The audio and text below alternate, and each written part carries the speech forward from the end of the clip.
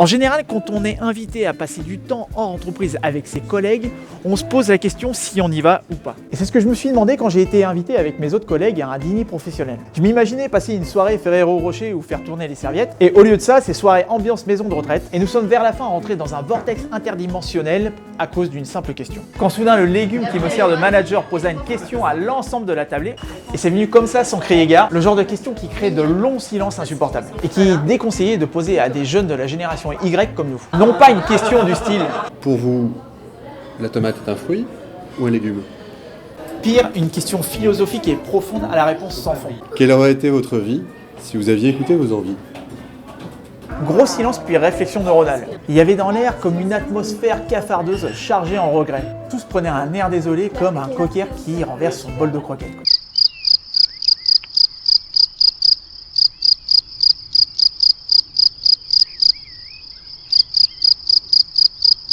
D'ailleurs, si j'étais clairvoyant, j'aurais juré que tous prenaient conscience que leur vie n'était pas à l'image qu'ils s'imaginaient quand ils étaient gosses. Puis le bougre récidiva. Que feriez-vous si vous n'étiez pas consultant, si vous n'étiez pas dans la boîte ? Quelle aurait été votre vie ? Quel chemin auriez-vous pris ? Et les réponses ont été intéressantes et surprenantes de par le contraste professionnel. Enseignante, doctorante en économie.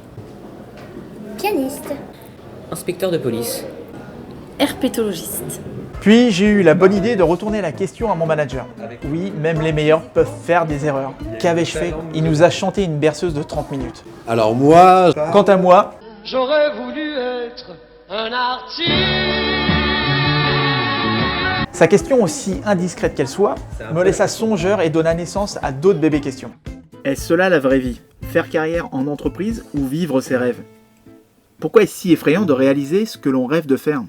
Au nom de quoi nous nous infligeons des hypothèses de punition qui nous immobilisent, mettant nos rêves de côté ? Est-ce par peur ou par flemme qu'on préfère ne rien faire ?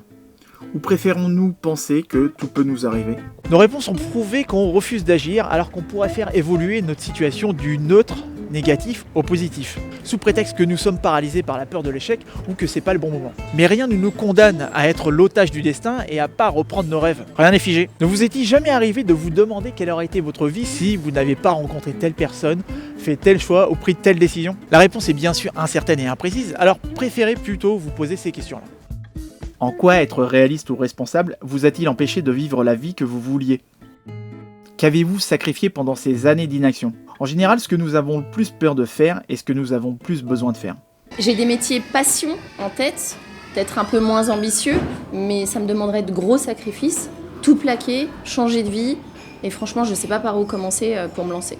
Certes, quitter son job et vivre de sa passion en France, c'est très difficile, mais il y a forcément des gens moins intelligents que vous qui l'ont déjà fait auparavant. Même si nous vivons dans un pays où l'entrepreneuriat n'est pas très valorisé et que nous avons peur de vivre nos rêves sous prétexte de se faire défoncer par les charges. Rien ne nous empêche de commencer petit, rien ne nous empêche de faire comme les Américains qui ont, eux, un boulot principal pour payer les factures et un autre boulot secondaire pour payer les loisirs. Commencez petit à petit un business en parallèle de votre travail au lieu de passer votre temps et de rêver votre vie devant la télé. À vous de peser sur la balance le coût de l'inaction et de réaliser que l'improbabilité et que l'irréversibilité de l'échec ne sont que subjectifs. Mieux vaut avoir des regrets ou des remords. Paraît-il qu'on a la vie qu'on veut. Bien sûr, on ne peut pas tout avoir dans la vie, mais si vous ne demandez rien, vous n'aurez rien non plus. Et puis il n'y a que ceux qui dorment qui ne font rien et qui ne se trompent jamais. D'ici là, retrouver votre enthousiasme d'enfant émerveillé, c'est pas impossible et c'est même indispensable. Alors prenez des risques, cessez d'être le spectateur de votre vie et soyez-en l'acteur.